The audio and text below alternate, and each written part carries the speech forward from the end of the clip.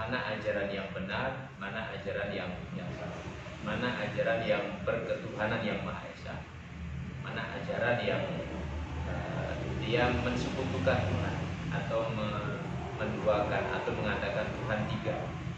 Jadi ada perbedaan. This foundation ground of Tauhid, there is a apa sih rukun itu pondasi. The foundation of faith. Terus apa lagi? Ya, rukun pondasi. Ya, intinya pondasi dalam keimanan. In this faith, there's ada 6 pondasi.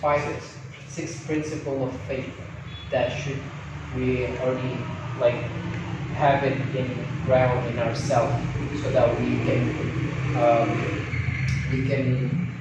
makes the difference between the right and the wrong of what is God, what is not, like the foundation of one God, so that we're not making partners to God, but like we're not worshiping other besides God. Stuff like that. Yang pertama adalah iman kepada Allah Subhanahu wa Ta'ala. Iman kepada Allah Subhanahu wa Ta'ala. Di dalam keimanan kepada Allah ini, fondasi iman pada Allah ini, di hubungan vertikal ini harus benar-benar bagus. Nah, di sini ada penjelasan terperinci. Jadi rukun iman yang pertama, iman pada Allah, ada penjelasan terperinci. Perinciannya adalah pertama, Allah itu bersifat wujud. Allah itu bersifat wujud. Wujud itu artinya maha ada. Wujud itu artinya maha ada.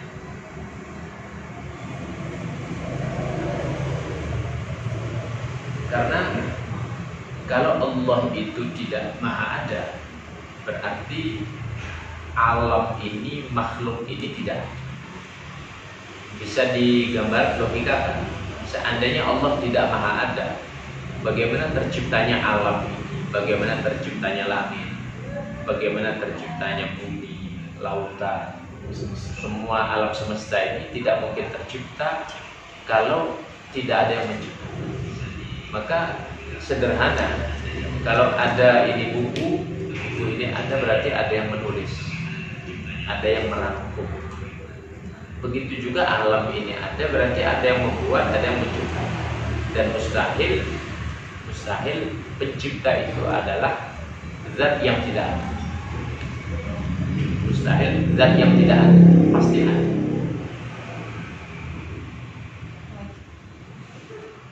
It's impossible that something is without it, like without a creator. Like 0 plus 0 cannot be 1. Like it's not possible. There's nothing, and then suddenly there's something. So everything was created. Like there's a creator for everything. So like it cannot be that there's nothing and then suddenly there's something like that. So. The first foundation of our faith is that Allah is the creator of all things, and He's the one creator. He was not created, and He doesn't have a beginning or end, but everything else has, and everything else is created by God. One of the nature of God is like God is absolute existence, because if that does not exist, we won't exist. Nothing else would exist. Yeah. All of this existence, it was a result because of God's existence. See? So God started that foundation of our existence, pretty much. Does. Nothing else would exist. Yes. You get it? Understand? Can we go next? Okay, let's go. Kemudian selain sifat wujud itu, Allah punya sifat qidam. Hidam maha dahulu. Hidam itu maha dahulu. Ini sifat khusus bagi Allah. Dengan adanya penetapan sifat ini, lalu meniadakan sifat-sifat makhluk yang memang tidak layak melekat dengan sifat ini. Allah maha dahulu. Kalau dibandingkan dengan makhluk, kita ini apakah dahulu kan? Atau saya ambil contoh Nabi Adam. Adam itu dulu. Tapi dulunya Adam itu masih ada batas. Artinya masih bisa terlacak. Artinya masih ada terbatas. Cuman Allah punya sifat maha dahulu. Tidak ada batas kapan dahulunya Allah. Artinya kalau ada alam ini tercipta begini ada, maka sebelum ini Allah sudah sebelum tercipta alam. Itu artinya tidak maha dahulu. Manusia makhluk tidak ada yang maha dahulu. Maka sifat ini hanya khusus melekat pada zatnya Allah. Itu untuk sifat yang kedua yang wajib melekat pada sifat ketuhanan. The next thing that we have to understand about God.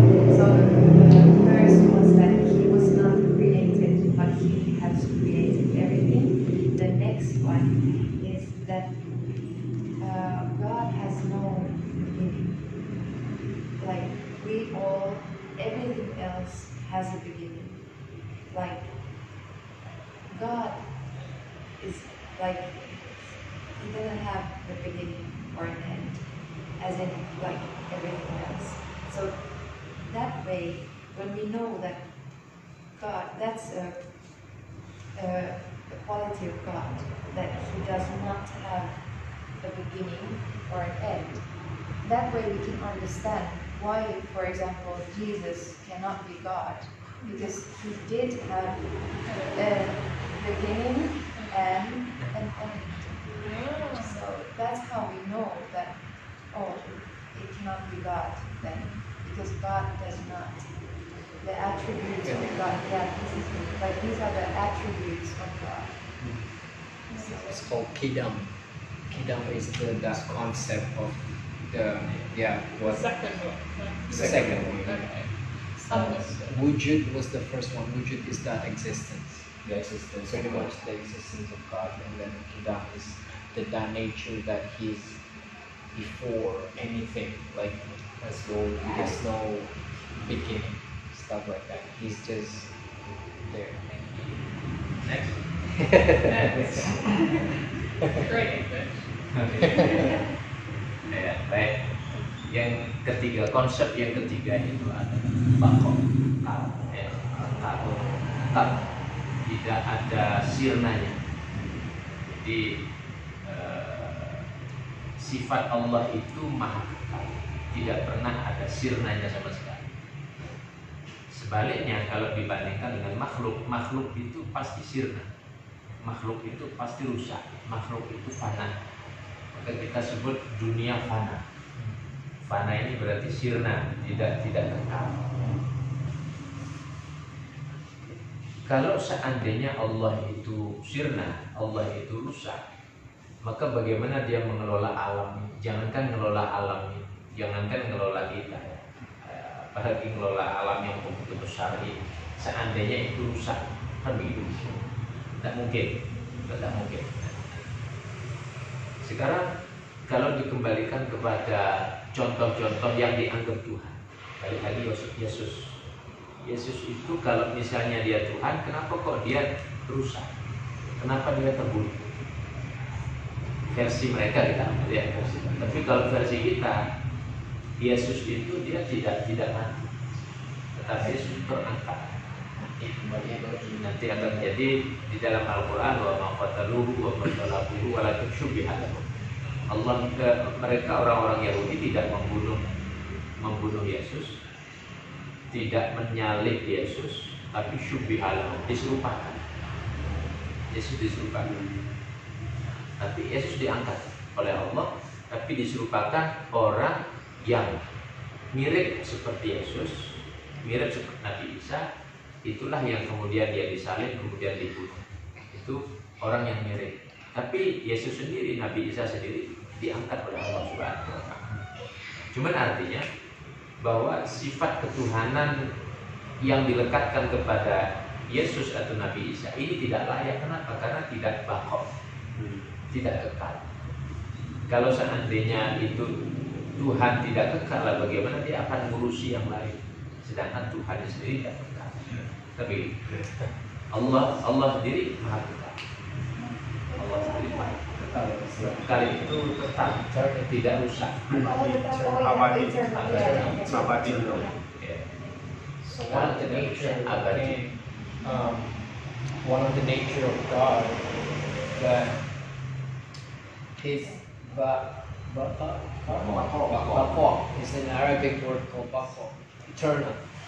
Why, like, for example, like Jesus is not God because according to Christianity, that he passed away, right? And that for that reason that he cannot be God. You understand? Well, for that reason that he can't be God, or anything that is not eternal, that's not the nature of God. Pretty much. And so God is infinite and eternal. And then the other thing that he was talking about was what we Muslims believe about Jesus ﷺ is that he wasn't actually crucified. We believe that Jesus ﷺ was not crucified, but it was made to appear so. But he was such a beloved prophet for God that God would not let him be humiliated like that, like crucified. So God actually took Jesus ﷺ to heaven with him, and Jesus will come back to the world later on. Like Christians believe that's right. So we also believe that Jesus will come back in the end of times, like just before the end of this world. Jesus will come and fight here. That's the same as Christians, but we don't believe that he was killed to death. anything you want to ask, maybe? Everything clear? Yeah? If I have one other question. Yeah, for sure. Existence. It's coming from that nature of God, which is that He's qidam. Wujud. The wujud, one of that nature of wujud, because it's just the beginning. He has no beginning, actually. Got it. Got it? Yeah. Okay. Lanjut. Yeah. Baik. Jadi semua ada khusus itu, semua ada berjumlah 20 sifat ya. Jadi semua berjumlah ada 20 sifat. Jadi wujud tidak apa mukhalafatul hawadits. Mungkin yang 4 poin ya. Kita berikan 4 poin. Mukhalafatul Bapak itu kekal abadi. Kekal abadi. Kekal atau abadi. Kemudian mukhalafatuhu lil hawadits, berbeda dengan makhluk. Berbeda dengan makhluk. Mukhalafah berbeda.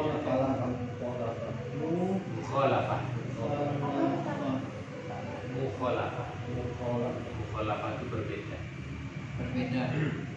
Mukhalafah. Maha berbeda gitu. Ya.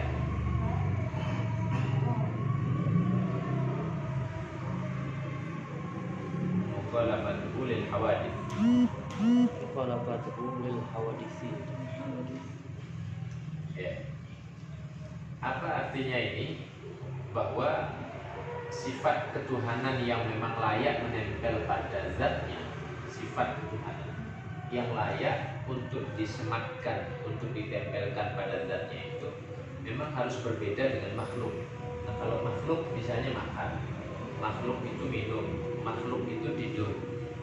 Allah tidak seperti itu. Kalau makhluk itu misalnya capek, ngantuk, Allah tidak seperti itu. Nah, Kalau seandainya Allah misalnya ngantuk, capek, tidur, bagaimana dia mengendalikan alam ini kan? Kalau misalnya Allah itu harus makan karena lapar, kemudian nanti di saat lapar emosi misalnya, kan begitu ya. Semua diamuk semua kan gitu ya. Tidak layak, ya kan? Maka tidak layak ya. Sifat Allah itu tidak layak seperti itu. Jadi tidak sama dengan makhluk. Tidak makan, tidak minum, tidak ngantuk, tidak tidur, tidak berwujud seperti kita. Kalau berwujud seperti kita ini kan kita ada tangan. Allah ini seandainya berwujud, membayangkan seberapa besarnya Allah wujudnya, ini mustahil. Mustahil ya. Bagaimana membayangkan Allah itu berwujud? Atau Allah misalnya punya tangan, artinya ada keterbatasan. Padahal dalam konsep Al-Quran itu dikatakan laisa kamitslihi syai'un. Tidak ada yang serupa sesuatu pun kepada Allah, terhadap Allah Subhanahu. Tidak ada sesuatu yang serupa kepada Allah apapun gitu ya. Laisa kamitslihi syai'un. Tidak ada yang serupa sama sekali. Itu Allah Subhanahu wa taala. Maka dalam konsep ini ada penegasan mukhalafatu lil hawadith, berbeda dengan makhluk. Jadi dengan konsep ini maka sangat jelas kalau ada sifat-sifat yang dikatakan sifat Tuhan, tapi kemudian ada sifat-sifat yang mirip juga dengan manusia, lemah, tidur, makan, kemudian juga mungkin marah, emosi dan seterusnya, maka ini tidak layak disematkan kepada Allah, tidak layak ditempelkan kepada Allah. Kalau seandainya ada sifat-sifat seperti itu, maka Allah punya sifat khusus mukhalafah bil hawadith, berbeda dengan makhluk, tidak sama dengan makhluk. Allah does not have any same qualities with creation. So yeah. So you cannot compare God's qualities to the creation's qualities, and God does not have the same. It doesn't have to do the same things. It doesn't do the same things as His creation. So, like you said, God doesn't sleep. He doesn't eat. God doesn't like. That's obvious. Also, Why emotion, like Yeah. like we have emotion, like God don't have that nature. I mean, like this because He's completely different. The nature of is all different than anything that you put that into. If you be trying to befit that with God, that is not God. Like Yeah, you You cannot understand? compare, like, we have hands and we can say like I'm 170 centimeters tall, but you cannot say anything like that about God. You cannot compare Him. it's beyond Yeah. our understanding. The shape, like we cannot shape a God. If something that is shaped and we call it God, that's already false God. That's the yeah. Understand? Let's go. Ya. Jadi ya mungkin saya batasi sampai di sini penjelasan. Nah, jadi begini.